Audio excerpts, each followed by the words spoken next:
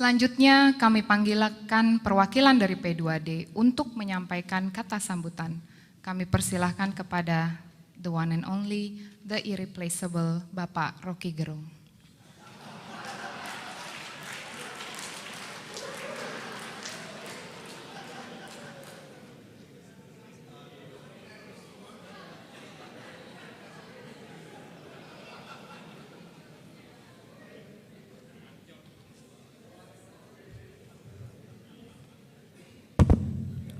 Oke, terima kasih Saras. Saya sampai buka dasi itu karena kamu ucapkan begitu.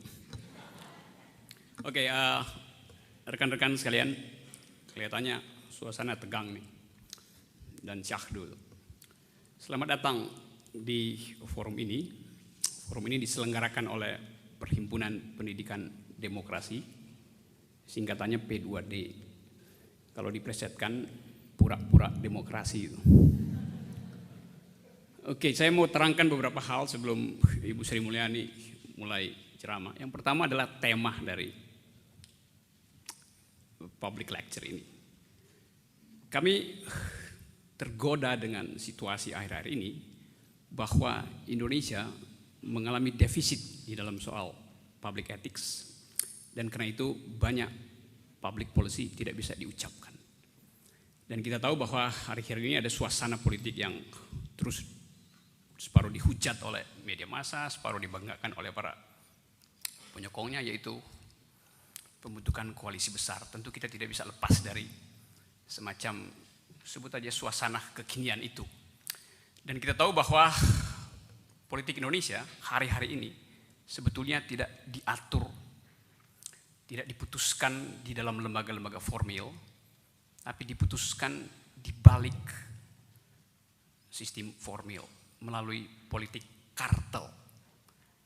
Jadi jelas bahwa ada persoalan dengan sistem politik kita.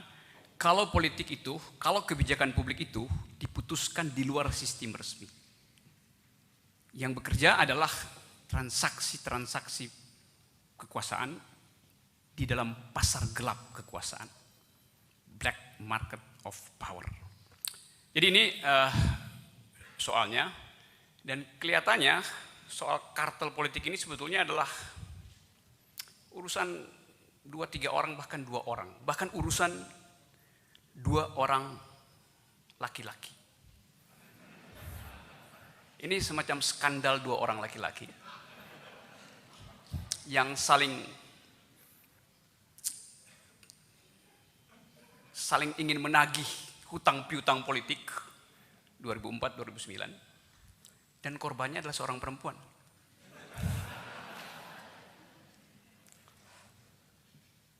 Kita tidak mengerti kenapa peristiwa tragis ini terjadi. Tetapi kelihatannya publik senang dengan pengorbanan itu. Bahkan ada amok di mana-mana.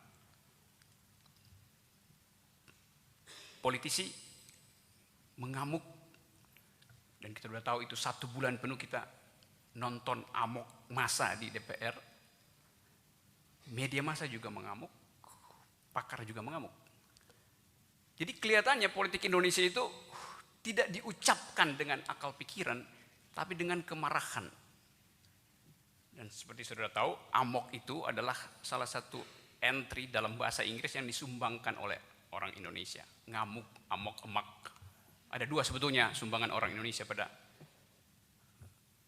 dictionary Inggris. 1 amok, 1 orang utan.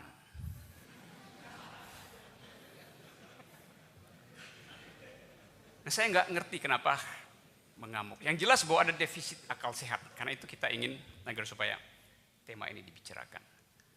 Masalahnya adalah apakah perempuan itu seorang neolib gitu.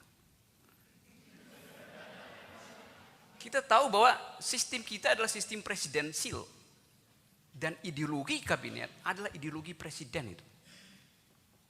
Jadi agak aneh kalau menteri punya ideologi lain dari ideologi presiden. Dan gegap gempita soal diskusi no lip nggak pernah selesai itu. Wartawan juga ikut larut di dalam upaya provokasi itu. Padahal pensil yang dipakai oleh sang wartawan untuk menuliskan kata neolib itu disubsidi negara. Ballpointnya, mana ada negeri neolib di mana ballpoint disubsidi negara itu. Tapi kelihatannya pers tidak cukup awas untuk jadi semacam moderator akal sehat di dalam debat politik itu. Dan kelihatannya kita butuh jurnalis publik, bukan jurnalis privat. Jurnalis publik yang terus mengucapkan akal sehat, berupaya untuk mencerdaskan bangsa, dan bukan mengedarkan jenis kebodohan dangkal semacam itu. Ini semacam kritik diri bagi kita sebetulnya.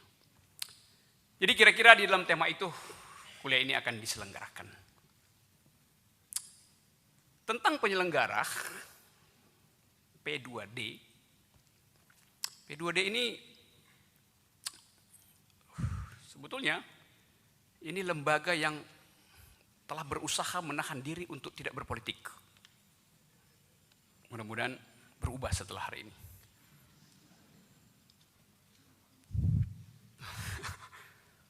P2D adalah sebuah institut studi, di dalamnya ada kurikulum, dan di P2D ada 2 guru besar. Satu namanya Rahman Toleng.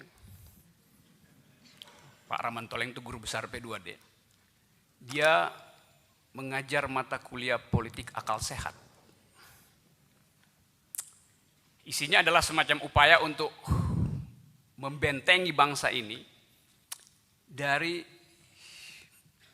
politik akal miring yang kelihatannya sekarang sedang mendominasi politik ini. Politik akal miring ini punya dampak sistemik yang luar biasa. Gedung DPR itu sampai 7 derajat miringnya tuh.